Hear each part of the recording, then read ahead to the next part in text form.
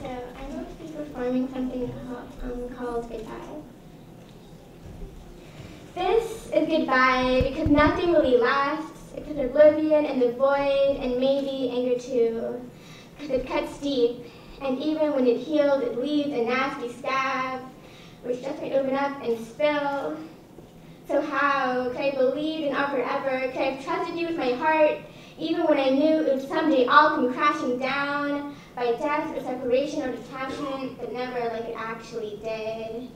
And maybe I tried too hard, I crossed a line I never knew was there.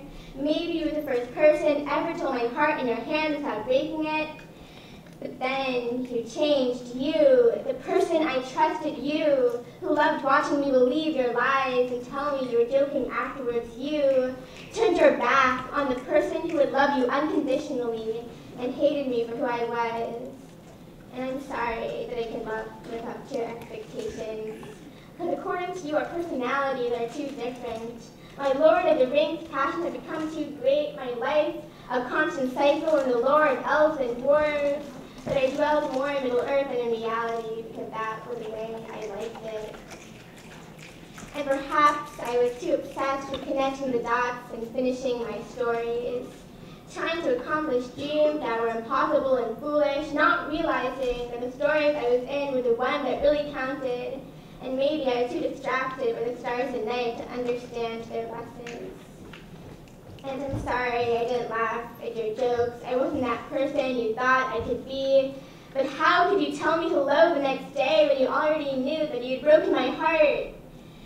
And maybe you ostracized me, made me crawl back into my shell, and extrovert forced masquerade as a loner, that awkward girl who draws manga at lunch and does homework until her brain melts into fluid. And maybe I'm scared of this horrible truth that's unfolding in front of my eyes, this horrible war that was never meant to be. But you and I aren't that different. We're both lost stars trying to find our ways into constellations, but never really belonging. Our friendship only existing in the stars at night. You and I both share these same emotions and feelings and light and shortcomings that I have tasted the bitter taste of rejection, and my star is not lit by pride and self-confidence, by guilt and rage and rejection and craziness and maybe a tiny bit of hope. And this is my goodbye to you, because the lights and stars and constellations have dimmed and shattered, and stories have ended and begun. It's our story.